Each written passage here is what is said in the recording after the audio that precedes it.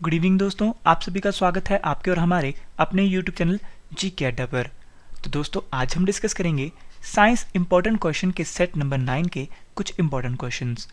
Video शुरू करने से पहले जिन दोस्तों ने हमारे इस चैनल को अभी तक सब्सक्राइब नहीं किया है वो कृपया चैनल को सब्सक्राइब करें और बेल आइकन को हिट करें, जिसकी वजह से आपको हमारी डेली अपडेटेड वीडियोज़ का नोटिफिकेशन मिलता रहे। तो चलिए ज़्यादा समय व्यर्थ ना करते हुए चलते हैं अपने पहले क्वेश्चन की ओर। हमारा पहला क्वेश्चन है, कोई बल के द्वारा काम किया गया है जब बल, आपके ऑप्शंस हैं, ऑप्शन ए गति पैदा करे, ऑप्शन बी कोई गति ना पैदा करे, ऑप्शन सी स्थिरता पैदा करे एंड ऑप्शन डी इनमें से कोई नहीं। तो दोस्तों आपका सही आंसर है ऑप्शन ए, यानी कि गति पैदा करे। तो दोस्तों कोई बल के द्वारा काम किया गया है जब बल गति पैदा करता है। तो सिंपल भाषा में बोलूँ दोस्तों कि जब हम किसी फोर्स के थ्रू कोई काम करवाते हैं, बल के थ्रू किसी तरह का काम करवाते हैं, जब वह बल गति पैदा करे। तो इसलिए इसका सही आंसर है ऑप्शन ए। नेक्स्ट क्वेश्चन है, खींची हुई रबर बैंड में कौन सी ऊर्जा होती है? आपके ऑप्शंस हैं, option A potential energy, option B electrical energy, option C kinetic energy and option D heat energy. तो दोस्तों आपका सही आंसर है ऑप्शन ए, यानी कि पोटेंशियल एनर्जी। तो खींची हुई रबर बैंड में कौन सी एनर्जी होती है? Potential energy. तो खींची हुई रबर बैंड में कौन सी ऊर्जा होती है? Potential energy. सिंपल भाषा में बोलूँ दोस्तों तो पोटेंशियल एनर्जी वह होती है जब कोई बॉडी तब गेन करती है जब वह लिफ्ट करती है। यानी कि अगर हम किसी रबर बैंड को खींचते हैं तो वे अपनी रिस्टोरिंग फोर्स, यानी कि जब हम उसको छोड़ते हैं तो वह वापस अपनी सेम स्टेट पर आ जाती है। तो वे एनर्जी, यानी कि जो अपनी किसी पोटेंशियल एनर्जी, किसी एक क्षमता तक जाके फिर से अपनी रिस्टोरिंग फोर्स पे आना, तो उस एनर्जी को हम बोलते हैं पोटेंशियल एनर्जी। याद रखिएगा। नेक्स्ट क्वेश्चन है, अगर किसी बॉडी का वेग 2 गुना कर दिया जाए तो उसकी काइनेटिक एनर्जी होगी।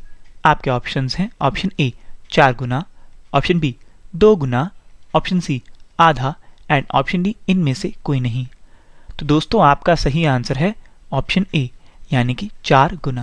दोस्तों क्वेश्चन को देख के समझ जाइएगा कि अगर किसी बॉडी का वेग यानी कि मोमेंटम 2 गुना कर दिया जाए तो उसकी जो काइनेटिक एनर्जी हो जाएगी वह उससे 2 गुना और बढ़ जाएंगी, यानी कि 4 गुना हो जाएगी। तो इसलिए इसका सही आंसर है ऑप्शन ए, यानी कि 4 गुना हो जाएगी। नेक्स्ट क्वेश्चन, ऊर्जा ना पैदा की जा सकती है और ना ही नष्ट की जा सकती है, ये कौन सा नियम है? आपके ऑप्शंस हैं, option A law of conservation of momentum, option B law of conservation of energy, option C Ohm's law and option D Joule's law. तो आपका सही आंसर है ऑप्शन बी, यानी कि law of conservation of energy. तो दोस्तों इसे हम फर्स्ट लॉ ऑफ थर्मोडायनेमिक्स भी कहते हैं। तो दोस्तों ये मैं आज जानकारी के लिए बता दूं आपको कि law of conservation of energy ये डिस्कवर किया था जूलियस रॉबर्ट मेयर्स ने, जो कि साइंटिस्ट थे। जूलियस रॉबर्ट मेयर्स ने ये लॉ निकाला था, law of conservation of energy, और जिसे हम फर्स्ट लॉ ऑफ थर्मोडायनेमिक्स भी कहते हैं। तो इस लॉ में लिखा गया था, सिंपल भाषा में बोलूँ तो, energy can nether be created और नॉर बी डिस्ट्रॉयड। तो इसलिए इसका सही आंसर है ऑप्शन बी। नेक्स्ट क्वेश्चन, किसी पिंड में उसकी स्थिति या संरचना के कारण जो ऊर्जा होती है उसे क्या कहते हैं? आपके ऑप्शंस हैं, option A potential energy, option B kinetic energy, option C both A and B and option D is none of these. तो दोस्तों आपका सही आंसर है ऑप्शन ए, यानी कि पोटेंशियल एनर्जी। तो दोस्तों किसी पिंड में, यानी कि किसी बॉडी में उसकी स्थिति या संरचना के कारण जो ऊर्जा आती है उसे हम कहते हैं पोटेंशियल एनर्जी। और मैंने इससे पहले भी आपको पोटेंशियल एनर्जी की डेफिनेशन दे दी थी, तो इसलिए इसका सही आंसर होगा ऑप्शन ए। याद रखिएगा। नेक्स्ट क्वेश्चन, उड़ते हुए पंछी में ऊर्जा होती है। आपके ऑप्शंस हैं, option A potential energy, option B kinetic energy, option C both A and B and option D is इनमें से कोई नहीं। तो दोस्तों आपका सही आंसर है ऑप्शन सी, यानी कि बोथ ए एंड बी, यानी पोटेंशियल एनर्जी भी और काइनेटिक एनर्जी भी। तो दोस्तों उड़ते हुए पंछी में ऊर्जा होती है पोटेंशियल एनर्जी और काइनेटिक एनर्जी। याद रखिएगा। नेक्स्ट क्वेश्चन है, काम की एसआई इकाई क्या है? आपके ऑप्शंस हैं, option A newton, option B joule, option C metre and option D kilogram. तो दोस्तों आपका सही आंसर है ऑप्शन बी यानी कि जूल। तो दोस्तों काम की एसआई इकाई यानी कि एसआई यूनिट होती है जूल। दोस्तों अगर आप हमारे चैनल से करंट अफेयर्स पढ़ना चाहते हैं तो उसकी टाइमिंग है सुबह 4 बजे, और अगर आप मैथ्स, साइंस, स्टैटिक जीके और संविधान से रिलेटेड वीडियोस देखना चाहते हैं तो उसकी टाइमिंग है 5 बजे शाम के। तो इसके लिए आपको हमारे चैनल को सब्सक्राइब करना होगा। हमारे चैनल का नाम है दोस्तों जीके अड्डा, याद रखिएगा। नेक्स्ट क्वेश्चन है 1 जूल बराबर है, आपके ऑप्शंस हैं option A 1 newton 1 centimetre, option B 1 dyne 1 metre, option C 1 newton 1 metre and option D इनमें से कोई नहीं। तो दोस्तों आपका सही आंसर है ऑप्शन सी यानी कि 1 न्यूटन 1 मीटर। दोस्तों इसका मतलब है कि 1 joule amount of work done तब होगा जब हम 1 न्यूटन फोर्स जो डिस्प्लेस करेगी बॉडी को कितने डिस्टेंस के ऊपर, 1 मीटर के डिस्टेंस के ऊपर। तो इसलिए इसका सी ऑप्शन सही हो जाएगा। नेक्स्ट क्वेश्चन है काम की सीजीएस इकाई है, आपके ऑप्शंस हैं option A joule, option B erg, option C calorie and option D कोई भी नहीं। तो आपका सही आंसर है ऑप्शन बी यानी कि अर्ग। तो दोस्तों वर्क की सीजीएस यूनिट है अर्ग, जिसे हम इस तरह से लिखते हैं। तो एक बार फिर से जान लीजिए दोस्तों कि वर्क की सीजीएस इकाई है अर्ग, याद रखिएगा। नेक्स्ट क्वेश्चन किसी वस्तु में उसी स्थिति और संरचना के कारण जो ऊर्जा होती है वह कौन सी होती है। आपके ऑप्शंस हैं option A kinetic energy, option B chemical energy, option C nuclear energy and option D potential energy. तो दोस्तों आपका सही आंसर है ऑप्शन डी यानी कि पोटेंशियल एनर्जी। ध्यान से पढ़िएगा दोस्तों कि किसी वस्तु में उसी स्थिति और संरचना के कारण जो ऊर्जा होती है उसे हम कहते हैं पोटेंशियल एनर्जी। तो इसलिए इसका सी ऑप्शन सही होगा कि किसी वस्तु में अगर उसकी स्थिति और संरचना के कारण जो ऊर्जा होती है उसे हम पोटेंशियल एनर्जी कहते हैं। नेक्स्ट क्वेश्चन यांत्रिक ऊर्जा का योगफल, आपके ऑप्शन हैं option A chemical energy and kinetic energy, option B kinetic energy and nuclear energy, option C kinetic energy and potential energy and option D इनमें से कोई नहीं। दोस्तों आपका सही आंसर है ऑप्शन सी यानी कि kinetic energy and potential energy. तो यांत्रिक ऊर्जा यानी कि मैकेनिकल एनर्जी का जो योगफल होता है उसमें kinetic energy plus potential energy का योगफल होता है। तो दोस्तों यांत्रिक एनर्जी यानी मैकेनिकल एनर्जी का योगफल है kinetic energy and potential energy. तो इसलिए इसका सी ऑप्शन सही होगा।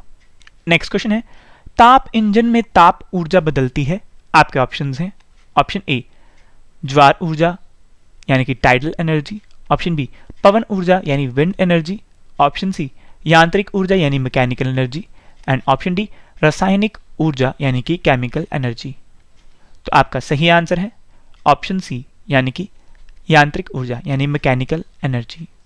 तो ताप इंजन में जो ताप ऊर्जा बदलती है वे मैकेनिकल एनर्जी में बदलती है यानी कि यांत्रिक ऊर्जा में बदलती है। ताप इंजन में हम दोस्तों क्या करते हैं, हम ताप यानी कि हीट एनर्जी से हम मैकेनिकल एनर्जी में कन्वर्जन करते हैं और जिसकी वजह से उसे हम हीट इंजन भी कहते हैं। नेक्स्ट क्वेश्चन है न्यूक्लियर एनर्जी के होने का कारण क्या है, आपके ऑप्शंस हैं ऑप्शन ए आयतन को ऊर्जा में बदलना यानी कि conversion of volume to energy, option B द्रव्यमान को ऊर्जा में बदलना यानी कि conversion of mass to energy, option C एक रासायनिक प्रतिक्रिया को यानी कि एक केमिकल एनर्जी में एंड इन ऑप्शन डी है इनमें से कोई नहीं। तो आपका सही आंसर है ऑप्शन बी यानी कि conversion of mass to energy. तो न्यूक्लियर एनर्जी में दोस्तों क्या होता है कि द्रव्यमान को ऊर्जा में बदलना होता है यानी कि conversion of mass into energy में। तो दोस्तों इसलिए इसका बी ऑप्शन सही है। नेक्स्ट क्वेश्चन है एक मशीन 30 सेकंड में 180 जूल का काम करती है और मशीन की शक्ति कितनी होगी। तो आपके ऑप्शन हैं option A 6 watt, option B 5400 joule second, option C 5400 watt and option D 210 watt. तो आपका सही आंसर है ऑप्शन ए 6 वॉट। दोस्तों जानकारी के लिए बता दूं कि 6 वॉट आया कैसे। देखिए, हम सभी जानते हैं कि जो पावर का फॉर्मूला होता है, सूत्र होता है, वे होता है वर्क अपॉन टाइम, और हमें यहाँ पे वर्क दिया गया है 180 जूल का और टाइम दिया गया है 30 सेकेंड। तो जब हमने इसको डिवाइड किया तो इसलिए इसका सही आंसर आया 6 वॉट। तो इसलिए ऑप्शन ए सही है, यानी कि 6 वॉट। याद रखिएगा। नेक्स्ट क्वेश्चन है, तापमान जिस उपकरण की सहायता से मापते हैं उसे क्या कहते हैं?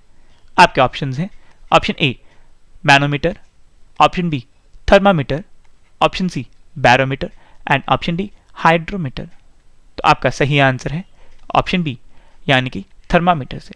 दोस्तों ये चीज़ तो हम सभी जानते होंगे कि तापमान जिस उपकरण की सहायता से हम मापते हैं उसे थर्मोमीटर कहते हैं। नेक्स्ट क्वेश्चन है, परम जीरो तापमान होता है। आपके ऑप्शंस हैं, option A 0 degree Celsius, option B 32 degree Celsius, option C -273 degree Celsius and option D इनमें से कोई नहीं। तो आपका सही आंसर है ऑप्शन सी, यानी कि -273 डिग्री सेल्सियस। तो जो परम जीरो तापमान होता है दोस्तों, वे होता है -273 डिग्री सेल्सियस। याद रखिएगा, इंपॉर्टेंट एंड बेसिक क्वेश्चन है। नेक्स्ट क्वेश्चन है, ताप की इकाई क्या है, यानी कि ताप की एसआई यूनिट क्या है? आपके ऑप्शंस हैं, option A centigrade, option B calorie, option C gram calorie and option D gram. तो आपका सही आंसर है ऑप्शन बी, यानी कि कैलोरी। तो दोस्तों ताप की जो इकाई यानी ताप की जो यूनिट है वे है कैलोरी। नेक्स्ट क्वेश्चन है, पानी की उच्चतम घनत्वता कितने ताप पर होती है? आपके ऑप्शंस हैं, option A 0 degree Celsius, option B 4 degree Celsius, option C 8 degree Celsius and option D 100 degree Celsius. दोस्तों क्वेश्चन को समझने की कोशिश कीजिएगा कि पानी की उच्चतम घनत्वता कितने ताप पर होती है, यानी कि जिस पर पानी की डेंसिटी सबसे ज़्यादा कम हो जाती है। तो आपका सही आंसर है ऑप्शन बी, यानी कि 4 डिग्री सेल्सियस पे। तो दोस्तों पानी की उच्चतम घनत्वता 4 डिग्री सेल्सियस पर होती है, याद रखिएगा। नेक्स्ट क्वेश्चन, ताप के बहाव की दिशा निर्भर करती है वस्तु के। आपके ऑप्शंस हैं, ऑप्शन ए तापमान पर, ऑप्शन बी ताप की मात्रा पर, ऑप्शन सी द्रव्यमान पर एंड ऑप्शन डी आयतन पर। तो आपका सही आंसर है ऑप्शन ए, यानी कि तापमान पर। तो दोस्तों ताप के बहाव की जो दिशा निर्भर करती है वे तापमान पर करती है, तो इसलिए ऑप्शन ए सही होगा। तो तापमान पर ताप के बहाव की दिशा निर्भर करती है। नेक्स्ट क्वेश्चन है, किसी गैस के अणु की औसत गति ऊर्जा निर्भर करती है उसके। आपके ऑप्शंस हैं, ऑप्शन ए दबाव पर, ऑप्शन बी आयतन पर, ऑप्शन सी तापमान पर, ऑप्शन डी प्रकृति पर। तो आपका सही आंसर है ऑप्शन सी, यानी कि तापमान पर। तो दोस्तों किसी गैस के अणु की औसत गति ऊर्जा जो निर्भर करती है वे हमेशा तापमान पर करती है। जितना ज़्यादा तापमान होगा गैस के अणु की औसत गति ऊर्जा उतनी ही ज़्यादा होती जाएगी, और अगर जितना ही तापमान कम होगा तो किसी गैस के अणु की औसत गति उतनी ही कम होती जाएगी। तो इसलिए ऑप्शन सी सही होगा कि तापमान पर किसी गैस के अणु की औसत गति ऊर्जा निर्भर करती है। नेक्स्ट क्वेश्चन, पानी, तांबा और मरकरी इनमें से सबसे ज्यादा विशिष्ट ताप किसका है? आपके ऑप्शंस हैं, ऑप्शन ए तांबा, option B mercury, option C पानी एंड ऑप्शन डी इनमें से कोई नहीं। तो आपका सही आंसर है ऑप्शन सी, यानी कि पानी। तो दोस्तों इन तीनों में से यानी कि पानी, तांबा और मरकरी में से इनमें से सबसे ज्यादा विशिष्ट ताप है वे है पानी का, याद रखिएगा। नेक्स्ट क्वेश्चन, आग में किस तरह की ऊर्जा होती है? आपके ऑप्शंस हैं, ऑप्शन ए ताप ऊर्जा, ऑप्शन बी बिजली ऊर्जा, ऑप्शन सी गतिज ऊर्जा एंड ऑप्शन डी यांत्रिक ऊर्जा। तो आपका सही आंसर है ऑप्शन ए, यानी कि ताप ऊर्जा। तो दोस्तों आग में ताप ऊर्जा यानी कि ताप की तरह की ऊर्जा होती है जिसे हम हीट एनर्जी भी कहते हैं। नेक्स्ट क्वेश्चन है, वह तरीका जिसके द्वारा ताप ऊर्जा यानी यांत्रिक ऊर्जा में बदल जाती है। क्वेश्चन को समझने की कोशिश कीजिएगा कि वह तरीका जिसके द्वारा ताप ऊर्जा यांत्रिक ऊर्जा में बदल जाती है। आपके ऑप्शंस हैं, option A motor, option B ताप engine, option C pump and option D boiler. तो आपका सही आंसर है ऑप्शन बी यानी कि ताप इंजन। तो दोस्तों ताप इंजन एक ऐसा इंजन है जिसमें ताप ऊर्जा के थ्रू हम यांत्रिक ऊर्जा यानी मैकेनिकल एनर्जी में बदल सकती है। तो ताप ऊर्जा ताप इंजन में मैकेनिकल एनर्जी यानी यांत्रिक एनर्जी में बदल जाती है। नेक्स्ट क्वेश्चन है भाप इंजन है, आपके ऑप्शन है ऑप्शन ए अंदरूनी दहन इंजन, ऑप्शन बी बाहरी दहन engine, option C petrol engine and option D इनमें से कोई नहीं। तो आपका सही आंसर है ऑप्शन बी यानी कि बाहरी दहन इंजन यानी एक्सटर्नल कंबशन इंजन। तो भाप इंजन कौन सा इंजन है? बाहरी दहन इंजन यानी कि एक्सटर्नल कंबशन इंजन। तो इसलिए इसका बी ऑप्शन सही होगा। नेक्स्ट एंड लास्ट क्वेश्चन हमारा, पेट्रोल इंजन की संयोगिता लगभग होती है, आपके ऑप्शन हैं option A 40%, option B 20%, option C 80% and option D 10%। तो आपका सही आंसर है ऑप्शन ए यानी कि 40%। तो पेट्रोल इंजन की जो संयोगिता लगभग होती है वे होती है 40%। तो दोस्तों आज हमने किए 25 क्वेश्चंस साइंस इंपॉर्टेंट सेट 8 के, जो कि इंपॉर्टेंट्स थे। और दोस्तों जिन दोस्तों ने हमारे इस चैनल को अभी तक सब्सक्राइब नहीं किया है वो कृपया चैनल को सब्सक्राइब करें और बेल आइकन को हिट करें। और हमारी करंट अफेयर्स की जो वीडियोस की टाइमिंग है वे है सुबह 4 बजे। और अगर आप मैथ्स, साइंस, स्टैटिक जीके और संविधान से रिलेटेड वीडियोस देखना चाहते हैं तो उनकी टाइमिंग है शाम के 5 बजे। और दोस्तों हमारे चैनल को सब्सक्राइब करना मत भूलिएगा, हमारे चैनल का नाम है जीके अड्डा। तो दोस्तों आज के लिए इतना ही, अब मिलेंगे नेक्स्ट वीडियो में, तब तक के लिए जय हिंद जय भारत।